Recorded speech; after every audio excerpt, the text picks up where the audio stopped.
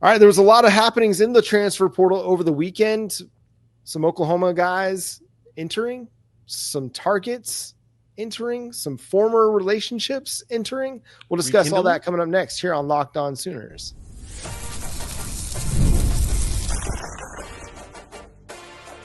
You are Locked On Sooners, your daily podcast on the Oklahoma Sooners. Part of the Locked On Podcast Network, your team every day. Again, thanks for making Locked On Sooners your first listen every single day. Shout out to all the everydayers out there. Tune in and subscribe to the show wherever you get your podcast. We're part of the Locked On Podcast Network, your team every day. Quite a bit of portal happenings, Jay, over the weekend on Friday. Was it Friday or Saturday? Mikel Patterson-McDonald entered the transfer portal. It was Friday. It was on Friday. It was part of my day job work week, so it kind of all ran together. But yeah, Mikel Patterson-McDonald out of Westmore High School, the 3-star prospect that came to Oklahoma, a player I really like and I think is kind of flew under the radar a little bit in recruiting circles just because of his size, but is somebody that I really like. But according to Brandon Drum, who shared this with KREF and then also shared it over at OU Insider, the idea with Mikel Patterson-McDonald is to bring him back as a preferred walk-on. But in order to do that, you have to enter the transfer portal according to the new rules. So a really interesting dynamic that's at play with MPM. Yeah, it sounds like it's mainly around the just trying to take the tick mark, that number off of the scholarship side into the PWO side because of the restrictions down to 105 players. I believe that we are just under 85 scholarships, maybe closer to 84. But I know that we still have our other irons in the fire right now of players that we are going at. So there's a chance that we may see a little bit more of that mixture happen in order for us to get that number down and stay around the 105 level, which I'm cool with it.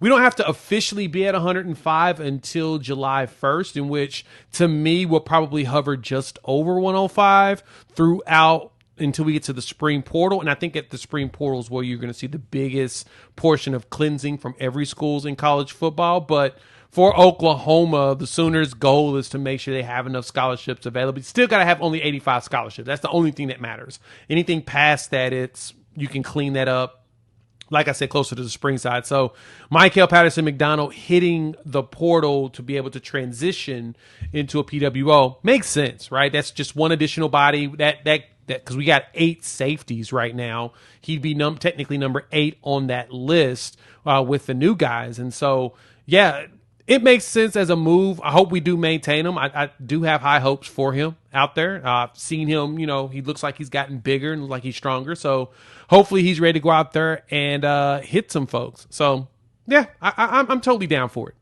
It reminds me a little bit of what NFL teams have to do if they want to get a guy from their active roster to the practice squad.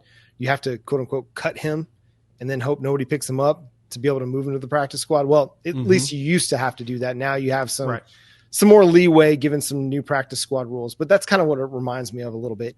Obviously, they're not cutting Mikel Patterson-McDonald. So don't mistake me there. Another interesting note here, former Oklahoma commit and 4-star wide receiver that flipped to Georgia entered the transfer portal, Jay. And I know that Oklahoma's already added 4 wide receivers in the portal, but it wouldn't surprise me to see them add another one. I don't know if it's going to be Anthony Evans, but the way they're circling back on guys that they were recruiting heavily before wouldn't surprise me. No, yeah, I wouldn't be shocked at all either, because that's exactly what we've seen out of them and talking about in the last segment around Marvin Jones Jr. and R. Mason Thomas potentially leaving. The Sooners seeing Brent Venables and staff seem to be going after the guys that they've had conversations with before since 2022 and, trying to woo them back. Now, I'm still trying to get a better understanding as to why Brent Venables and staff haven't tried to woo any of those Clemson guys that have hit the portal that they used to recruit back in the day. But I guess he still has his little moratorium going, which I still think is ridiculous, but I digress. Going after players that you do have past relationships with, and we talked about this in the green room, it makes a lot of sense. It's a lot easier conversation. We talked before. I understood that you didn't want to pick us before, but now that things have changed, would you like to give us a second look? And in some of these players, you were the second team on the list, like Marvin Jones Jr. Oklahoma was number 2 behind Georgia when he first went to Georgia because he was going to commit to Oklahoma. Decided to transfer into Florida State, played there a couple of years, and decided when he got back in, Oklahoma's like, hey, still here. Holler at us. And having them come back, sometimes it's good to get them back because, you know, the grass isn't always green on the other side. And some people realize it, like, you know what? Probably should have tried at Oklahoma first and see if that was the better spot. Now they're making their return. I'm excited about that. And so I don't know if Oklahoma goes after Anthony Evans. It feels like we got two of those. I mean, you got Josiah Martin as well as Isaiah Satania from Arkansas. So you kind of got both of them already. But I do expect the Sooners to go get one more wide receiver out of the portal. At least. Maybe a second, but I do expect at least one more. Yeah, and we'll see. Because just the way that all transpired where, hey, he was committed to Oklahoma and then wanted to go to the Georgia game and then ultimately decommitted and then flipped to Georgia. Who knows how the staff feels about all that or what the relationship's like. I don't imagine that Emmett Jones is a guy that just like burns bridges and cuts people off completely. So I gotta believe that there's still some connection there, but we'll see where they end up there. But, or did he even, Emmett Jones wasn't even on staff. I think Emmett no, Jones he was was not. The guy that recruited him. No, it was that was a Jeff Levy recruit. Yep. So never mind. He might end up at Mississippi State. So scratch the Emmett Jones talk on that front. Another guy, Jeremiah Alexander, a former Alabama Crimson Tide into the transfer portal, is a 4-star prospect. Didn't play much this year. He only played in 3 games for the Crimson Tide, so he's going to have some eligibility left. But what do you make of this one? Oklahoma is reportedly going to be hosting him on a visit. Yeah, it sounded like when that one came up, I think there was another one, Westmoreland I think he was from UTSA or UTEP, one of the two. I think UTSA, to be exact. Anyway, we were looking at a few edges, and I mentioned this before. I don't think this has anything to do fully with the R. Mason Thomas decision. I think that Miguel Chavis and Brent Venables are looking at trying to supplement from losing those 3 edges going into graduation in Ethan Downs and Caden Woolard as well as Trace Ford.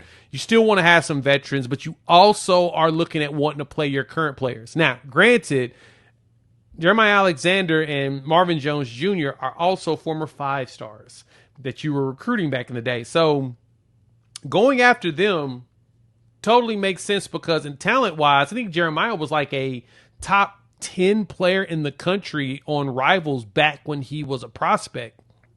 It's pretty huge for you to be able to go after that. And honestly, it shows better optics too to what Oklahoma's trying to do.